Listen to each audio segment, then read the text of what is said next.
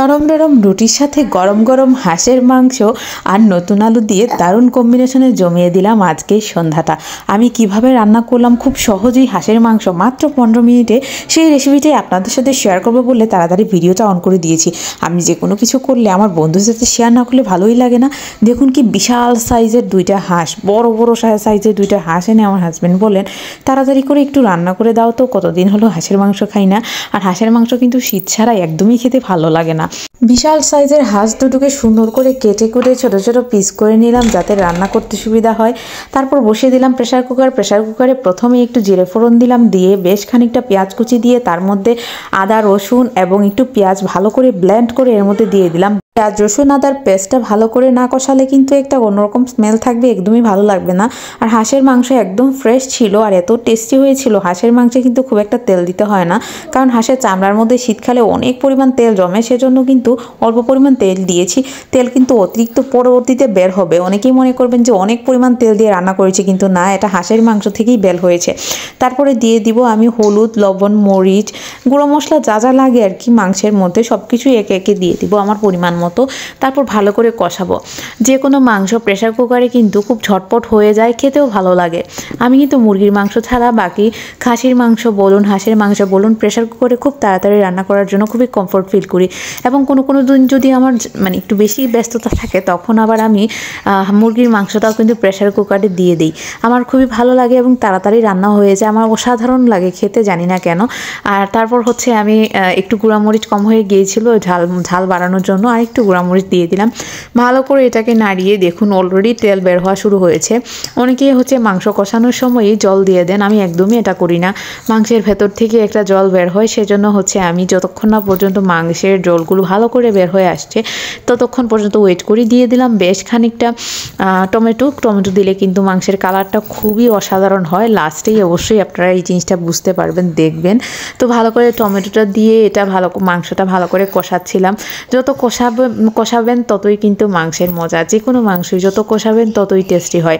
তো এদিকে সুন্দর করে কষাচ্ছিলাম। কষাতে কষাতে যখন তেলটা উপরে ভেসে আসবে এবং যখন মনে হবে যে অলরেডি এটা কষানো শেষ, তখন এর মধ্যে গরম জল অ্যাড করা লাগবে আর কি। তার আগ পর্যন্ত এরকম কষাতে হবে। দেখুন তেলটা কত সুন্দর বের হয়ে এসেছে এবং বারবার আমি নাড়িয়ে দিচ্ছিলাম, দেখছিলাম যে তলানিতে কোনো রকম লাগছে কি না বা কিছু।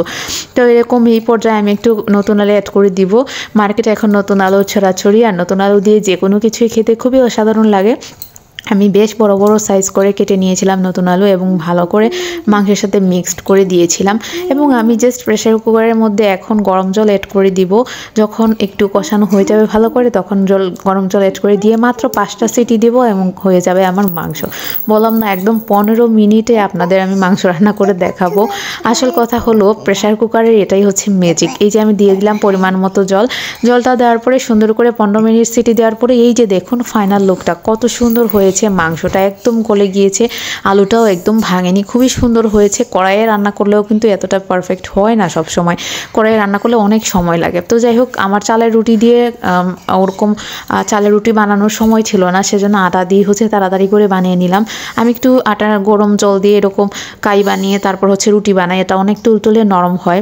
অনেকেই বলেন যে আপনার রুটিগুলো এভাবে এত নরম হয় কিভাবে, বা আমার অনেক গেস্ট আসলেও অনেক সময় যদি আমি তাদের রুটি সকালবেলা নাস্তা দিই তখন তারা বুঝতেই পারে না এত নরম তুলতুলে হয় কেন। আসল কথা এরকম কাই করে বানালে যে কোনো রুটি কিন্তু অসম্ভব ভালো লাগে, আর চালেরটা বানাতে গেলে একটু সময় লাগে।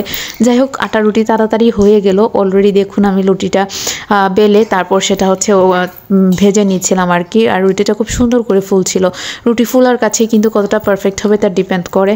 তো কয়েকটাই আমি দেখিয়ে দিলাম, এই ক্লিপসগুলো আর কাটলাম না, কারণ রুটি কিন্তু সবার ফুলে না, কিন্তু আমার রুটি অনেক অনেক সুন্দর ফুলে। একদম নরম তুলতুলে বেশ কয়েকখানা রুটি করে নিলাম। আর এই যে দেখুন আমার মাংসের ফাইনাল লুকটা কি সুন্দর কালার এসেছে না, তেলটা কি সুন্দর ভেসে উঠেছে। আর এটা কিন্তু হাঁসের শরীর থেকে তেলটা বের হয়েছে।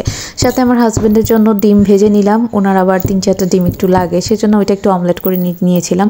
এই তো হয়ে গেল আমার মোটামুটি রেডি। তো আমার হাজব্যান্ড যখন কিছু বলেন যে আমি জিনিসটা খাবো, বা উনি যখন কিছু বলেন আর কি, যেহেতু সচরাচর এখন বলেন না, এখন যদি কিছু বলেন তখন আমার মন চায় যে তখনই কিন্তু রান্না করে দিতে আমার খুবই ভালো লাগে। তো অনেক দিন পরে উনি বললেন যে একটু হাঁসের মাংস রান্না করলে আমি খেতাম। সেজন্য সুন্দর করে হাঁসের মাংস রান্না করে ওনার জন্য আমি আমার জন্য দুইজনের জন্যই নিয়ে বসলাম। একটু রুটির সাথে নরম নরম আলু, এরপরে হচ্ছে একটু মাংসের ঝোল আর একটু লেবু, সব কিছু একসাথে মিক্সড করে জাস্ট মুখে দেওয়ার পরে বুঝতে পারলাম কি অসাধারণ কম্বিনেশন। খেতে আসলেই দুর্দান্ত হয়েছিল এবং খুবই ভালো হয়েছিল।